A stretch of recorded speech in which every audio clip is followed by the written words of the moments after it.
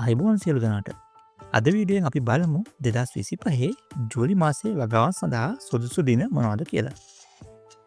2025 ජුනි මාසෙ ලිත එක්ක එක් ප්‍රදේශයනුව වෙලාව සකස් කරගන්න ආකාරය මම සඳහන් කරා. අද වීඩියෝයෙන් මම පොදුවේ කොළඹට ගැලපෙන විදිහට වෙලාවන් ලබා දෙනවා. ඒ වගේම වීඩියෝවේ අවසානයේ එක් ප්‍රදේශයෙන් ප්‍රදේශයට වෙලාව සකස් කරගන්න ඕන වගුවක් මම මේ වීඩියෝට ඇතුළත් කරලා තියෙනවා. එතකොට වගුව බලලා ඔබේ ප්‍රදේශයට අනුව වෙනස් වන කාලය අඩු කරලා නිවැරදිම වෙලාව ඔබට සකස් කරගන්න පුළුවන්. වීඩියෝට යන්න කලින් ඔබ තාමත් අපව සබ්ස්ක්‍රයිබ් කරලා නැත්නම් දැන්ම සබ්ස්ක්‍රයිබ් කරලා අනිත් අයට දැනුවත් වෙන්න මේ වීඩියෝ ෂෙයා කරන්න කියලා ඉල්ලා සිටිනවා. ඒ වගේම ඔබේ අදහස් සඳහා කමෙන්ට් සෙක්ෂන් එකත් භාවිත කරන්න පුළුවන්. එහෙනම් අපි බලමු 2025 ජූලි මාසයේ තියෙන සුබ දවස් මොනවද කියලා. 2025 7/7 සමුදු දවසේ ඔබට පුළුවන් කඳෙන් ප්‍රයෝජන ගන්න භෝග වර්ග සිටුවන්න. ඒකට සුබ වෙලාවල් විදිහට උදේ 6 ඉඳන් 7 දක්වා කාලයක්, දවල් 11 ඉඳන් 12 දක්වා කාලයක්, සවස් 1 ඉඳන් 2 දක්වා කාලයක් අපිට භාවිත කරන්න පුළුවන්. මේ දවසේ දිවි කාරණේ තමයි පවතින්නේ. සුබ දිශාව විදිහට නැගෙනහිර දිශාව අපිට භාවිත කරන්න පුළුවන්. ඊළඟට ජූලි මාසයේ 14 වෙනි සඳුදා දවසත් අපිට කඳෙන් ප්‍රයෝජන ගන්න භෝග වර්ග සිටුවන්න පුළුවන්. මේ දවසේ දිවි කාරණේ තමයි පවතින්නේ. සුබ දිශාව විදිහට නැගෙනහිර දිශාව භාවිත කරන්න පුළුවන්. ඒ වගේම සුබ වේලාවන් විදිහට පෙරවරු 6:02 ඉඳලා 7:02 දක්වා, 11:02 ඉඳන් 12:02 දක්වා, පස්වරු 1:02 ඉඳන් 2:02 දක්වා කාලයක් භාවිත කරන්න පුළුවන්. ඒ වගේම 17 වෙනි බ්‍රහස්පතින්දා ඔබට පුළුවන් ගෙඩි මල් කරල් භෝග සඳහා මේ දවස භාවිත කරන්න. ඉතින් ඒ දවසේ සිංහ කර්ණේ තමයි බලවත්ව තියෙන්නේ. සුබ වේලාවල් විදිහට උදෑසන 9:02 ඉඳන් 10:02 දක්වා කාලයක්, 11:02 ඉඳන් 12:02 දක්වා කාලයක්, සවස 4:02 ඉඳන් 5:02 දක්වා කාලයක් අපිට භාවිත කරන්න පුළුවන්. මේ දවසේ සුබ දිශාව විදිහට උතුරු දිශාව භාවිත කරන්න පුළුවන්. ඒ වගේම ජූලි මාසයේ 20 වෙනිදා ඉරිදා අපිට පුළුවන් මුල් වලින් ප්‍රයෝජන ගන්න භෝග වර්ග සිටුවන්න. ඒ දවසේ දිවි කර්ණය තමයි පවතින්නේ. සුබ වේලාවන් විදිහට සවස් 2:03 ඉඳලා 3:03 දක්වා කාලයක්, සවස් 4:03 ඉඳන් 5:03 දක්වා කාලයක් අපිට භාවිත කරන්න පුළුවන්. මේ දවසේ සුබ දිශාව විදිහට දකුණු දිශාව අපිට භාවිත කරන්න පුළුවන්. ඊළඟට ජූලි මාසයේ 21 වෙනි සඳුදා දවස ඔබට භාවිත කරන්න පුළුවන්. එදා දවසේ දිවි කර්ණය තමයි පවතින්නේ.